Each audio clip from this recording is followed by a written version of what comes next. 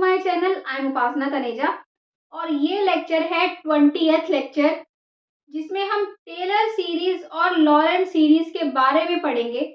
उनमें डिफरेंस क्या होता है, कैसे होता है। वैसे जो क्वेश्चंस आते हैं उसमें बेसिकली आपको सेम टाइप से ही एक्सपेंड करना होता है। वो मैं आपको बताऊंगी कि बायनोमियल एक्सपेंशन लेते हुए, जैसे कि जब हमने टेलर थ्योरम पढ़ी, लॉरेंट थ्योरम पढ़ी, तो हमने टेलर सीरीज के कुछ एग्जाम्पल किए थे, कुछ मेथड से 3 मेथड्स हमने यूज किए थे।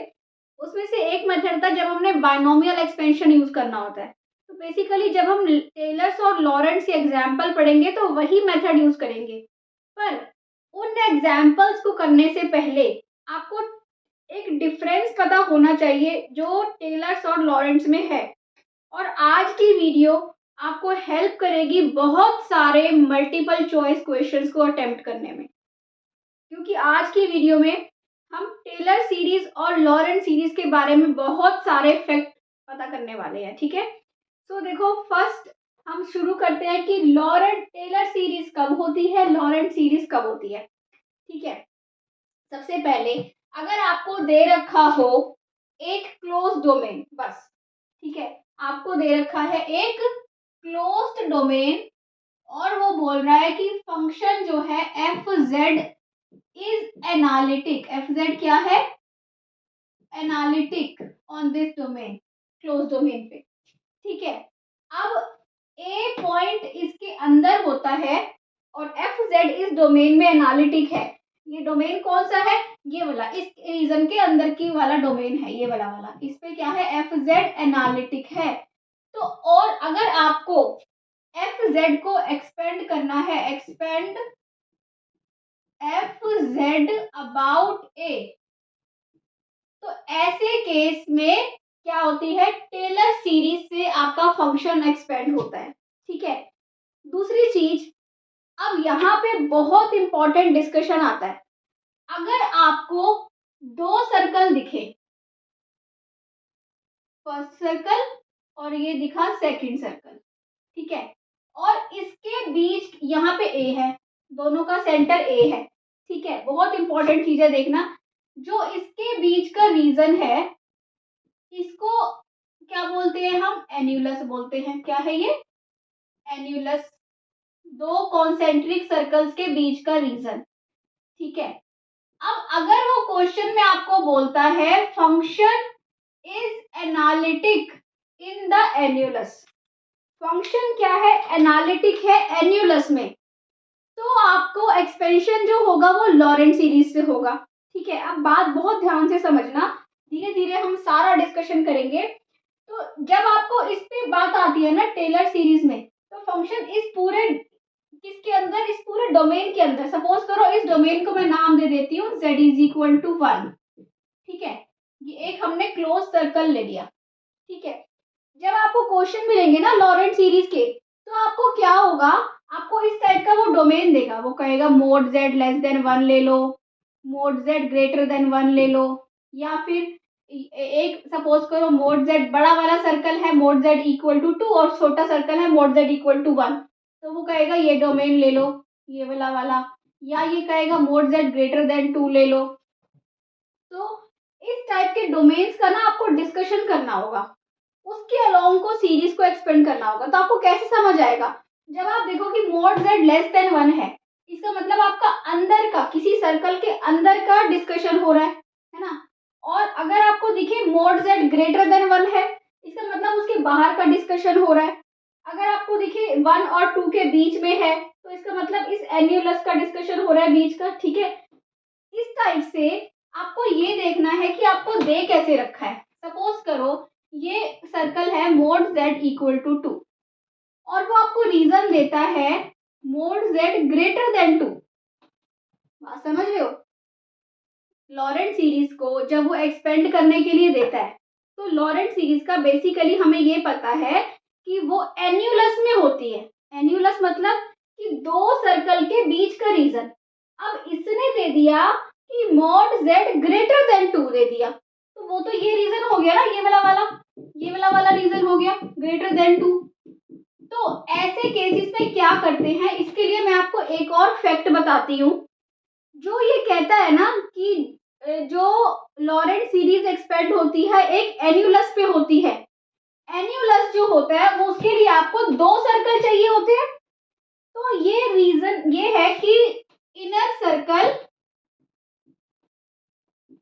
Circle can be infinitely small and outer circle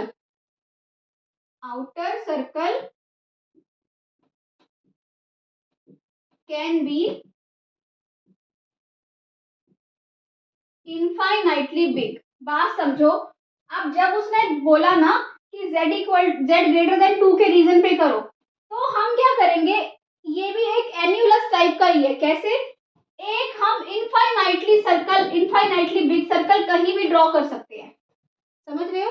क्योंकि एन्यूलस जब बनता है ना, तो inner circle can be a point circle. अगर अंदर कुछ भी नहीं है, सपोज करो उसने एक सर्कल दे दिया बस। कभी कभी ना आपको ऐसा क्वेश्चन भी देगा, एक ही सर्कल देगा, ठीक है, तो उसमें भी आपको जो इनर सर्कल है दैट कैन बी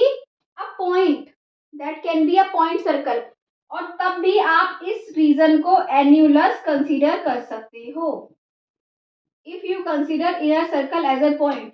मैं आपको एक एग्जाम्पल ऐसा भी दिखाऊंगी जहां पे आपको सर्कल देगा और आपको ये दिखा देगा कि इनर पे करना है पूरे। जैसे कि मैंने आपको यहाँ पे बताया कि अगर आपको सर्कल दे, है ना, और आपको ये बताया कि इनर रीजन पे करो, तो आप टेलर सीरीज लगाओगे।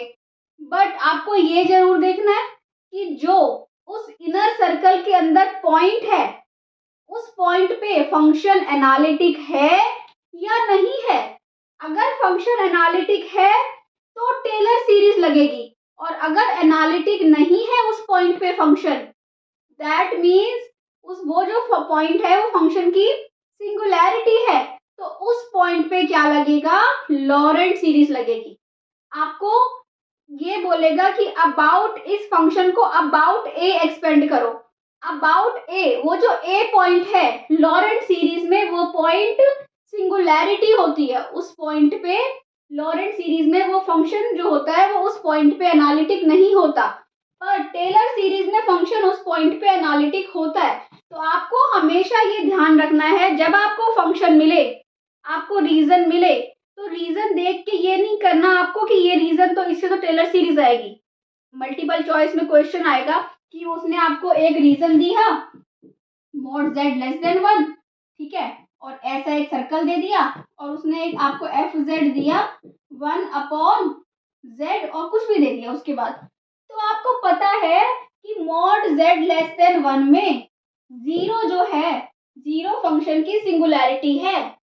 इस जीरो पे फंक्शन एनालिटिक नहीं है। इसका मतलब इसमें आपको वो बोलेगा बताओ कि ये फंक्शन को आप टेलर सीरीज से एक्सपेंड करोगे कि लॉरेंट सीरीज से एक्सपेंड करोगे। तो आप देखोगे कि जिसके अबाउट, अगर अबाउट जीरो एक्सपेंड करना है, एक्सपेंड अबाउट जीरो, तो आप देखोगे कि जीरो सिंगुलैरिटी है या जीरो पे फंक्शन एनालिटिक है। If zero is singularity of that function, तो आप बोलोगे कि लॉरेंट सीरीज से हम एक्सपेंड करेंगे इसको, ठीक है। तो ऐसे आपको ये नॉलेज होनी चाहिए कि लॉरेंट सीरीज हमेशा एक एन्यूलस में होती है। एन्यूलस मतलब दो सर्कल्स के बीच का रीजन, दो कॉन्सेंट्रिक सर्कल्स के बीच का रीजन, जिसमें जो इनर सर्कल है कैन बी अ पॉइंट। वो इनर सर्कल बहुत छोटा हो सकता है, मतलब इनफाइनाइटली स्मॉल, मतलब अ पॉइंट, और outer circle can be infinitely big, मतलब कि इनफाइनाइट सर्कल। तो अगर आपको ऐसा रीजन दे दे mod z ग्रेटर देन 2 वाला, इसका मतलब आप क्या करोगे कि जो आउटर सर्कल है वहां पे कंसीडर करोगे outer circle is a infinite circle. तो आप वो जो रीजन हो जाएगा वो आपके लिए एन्यूलस हो जाएगा, और सीरीज जो होगी वो लॉरेंट सीरीज से एक्सपेंड होगी। ये डिफरेंस आपको समझ आया? ठीक है, अब मैं इसको रब करती हूँ और हम सेकेंड डिफरेंस पे आते हैं, ठीक है। अब देखो कि ये होता है टेलर, ये हम प्रूफ तो कर ही चुके हैं, है ना, कि टेलर्स को आपने कैसे, थ्योरम को, इसको हमने प्रूफ पूरा किया था, इसका भी प्रूफ पूरा किया था। ये टेलर्स का फॉर्मूला क्या होता है, a n z minus a raised to power n, a n z minus a raised to power n, b n z minus a raised to power minus n। तो ये डिफरेंस है कि जब भी आपको ये दिखे किसी एक्सपेंशन में, अगर आपको किसी क्वेश्चन में डायरेक्ट एक्सपेंशन दे रखा है और आपको ये पता करना है कि ये टेलर सीरीज का है या लॉरेंट्ज का है। तो टेलर्स में हमेशा आपको z की पॉजिटिव पावर्स दिखेंगी और लॉरेंट्ज में आपको पॉजिटिव और नेगेटिव दोनों पावर्स दिख सकती हैं। ठीक है, पॉजिटिव भी हो सकती है, नेगेटिव भी हो सकती हैं। ठीक है, और देखो एक और फैक्ट क्या है, जो ये bn होता है वो a माइनस एन होता है, कि bn में आप क्या कर दो, n को माइनस एन से रिप्लेस कर दो, आपको an मिल जाएगा। ठीक है, और थर्ड चीज ये है आपकी कि किसी भी फंक्शन को अगर आपने लॉरेंट से एक्सपेंड करना है तो वो बहुत सिंपल है, क्योंकि आपको जो ये कॉफिशिएंट्स निकालने हैं, coefficient calculation of coefficient is much simpler in Taylor's. Why? क्योंकि यहाँ पे coefficient निकालने के लिए आपको जस्ट फंक्शन का डेरिवेटिव करना है, f dash dash f double dash z f triple dash z, बहुत सिंपल है। बट यहाँ पे coefficient निकालने के लिए you need to find contour integral, आपको पूरा इंटीग्रल सॉल्व करना पड़ेगा। तो coefficient फाइंड करना यहाँ पे इजी नहीं है। नो, आप कर सकते हो बट मच इजियर कहाँ पे है, ये यहाँ पे टेलर्स में कोफिशिएंट इजीली फाइंड करके आप सीरीज बना सकते हो, पर यहाँ पे कोफिशिएंट फाइंड करना इजी नहीं है। ठीक है, इसके बाद हम उस डिफरेंस पे आते हैं, जब आपको बस ना हमेशा याद रखना, जब हमेशा आपको कभी भी फंक्शन दे रखा हो, अबाउट ए एक्सपेंड करना है, अगर उस ए पे फंक्शन एनालिटिक है, इधर आ जाओ टेलर्स पे, और अगर नहीं है तो लॉरेंट पे। लॉरेंट का नाम आते ही क्या आपका टॉपिक स्टार्ट हो जाएगा, सिंगुलैरिटी। जब हम आगे ये लॉरेंट एग्जाम्पल सारे खत्म करने के बाद जब हम सिंगुलैरिटी का टॉपिक स्टार्ट करेंगे तो आप देखोगे कि हम अपने फंक्शन को लॉरेंट की हेल्प से ही एक्सपेंड करेंगे। एक्सपेंशन करने के बाद हम देखेंगे डिनोमिनेटर में कितनी पावर्स है और वहां से देखेंगे कि हमारी सिंगुलैरिटी कौन सी है। ठीक है, जब सिंगुलैरिटी का डिस्कशन आएगा तो मैं उस टॉपिक को अच्छे से डिटेल में इसी से लिंक करूंगी। तो मैं अभी यहाँ पे हल्का सा आपको बता रही हूँ, सिंगुलैरिटी मतलब कि जिस पॉइंट पे फंक्शन एनालिटिक नहीं है। ठीक है, तो सिंगुलैरिटी कितने टाइप की होती है, कैसी होती है, वो हम इसी से लिंक करेंगे। लॉरेंट मतलब लॉरेंट का नाम आते ही अगर अबाउट में जरूर चेक करना, क्वेश्चन आपका दो तरीके से आ सकता है। क्वेश्चन एक तो आएगा कि आपको वो डोमेन्स दे देगा कि इस डोमेन में करो mode z greater than 1 less than 2, तो आप समझ जाओगे कि एन्युलस है ना, मोड z ग्रेटर देन 2 एन्युलस है, ये भी एन्युलस है ना, मोड z ग्रेटर देन 2। क्यों? क्योंकि इसके अराउंड आप इनफाइनाइट सर्कल बना सकते हो। अगर मोड z ये है ग्रेटर देन 2 का ये रीजन है, तो उसके अराउंड आप इनफाइनाइट सर्कल बना के एन्युलस बना सकते हो। तो आपको पता है कि ऐसे क्वेश्चन है तो लॉरेंट सीरीज आएगी। दूसरा तरीके से आ सकता है अबाउट ए एक्सपेंड करो, तो कभी भी ये मत सोचना अबाउट ए में करना है तो टेलर्स ही लगेगी। ठीक है, कई बार वो आपको नाम नहीं देगा, जस्ट पूछेगा बताओ टेलर्स लगेगी लॉरेंट लगेगी, तो आपने देखना है कि वो पॉइंट अगर सिंगुलैरिटी है तो लॉरेंट लगेगी, मतलब कि उस पॉइंट पे अगर फंक्शन एनालिटिक नहीं है तो लॉरेंट लगेगी। ठीक है, तो आई होप आपको समझ आया है कि टेलर्स क्या होती है, लॉरेंट्स क्या होती है, एन्युलस क्या होता है। टेलर्स में अंदर एनालिटिक होता है और लॉरेंट्स में क्या होता है, एन्युलस में एनालिटिक होता है, उसके अलावा कहीं एनालिटिक नहीं होता अंदर, है ना। लॉरेंट्स में जो फंक्शन होता है वो सिर्फ एन्युलस के अंदर एनालिटिक होता है और कहीं एनालिटिक नहीं होता। ओके, तो अगर आपको अच्छा लग रहा हो तो प्लीज़ चैनल को सब्सक्राइब करो। फेसबुक पे मैथमेटिक्स क्लासेस नाम से, मैथमेटिक्स फॉर अंडर ग्रेजुएट और जो भी है ये CSIR नेट MSc BSc के लिए मैथ्स का एक ग्रुप है, तो उसको प्लीज़ ज्वाइन करो ग्रुप को। मैं ग्रुप पे भी शेयर करती हूँ, तो प्लीज़ उस पोस्ट को भी शेयर करो इफ़ पॉसिबल, अपने फ्रेंड्स के साथ डिस्कशन करो। और अगर कोई डाउट है तो प्लीज़ कमेंट सेक्शन में लिख दो। Okay, thank you for watching, bye bye.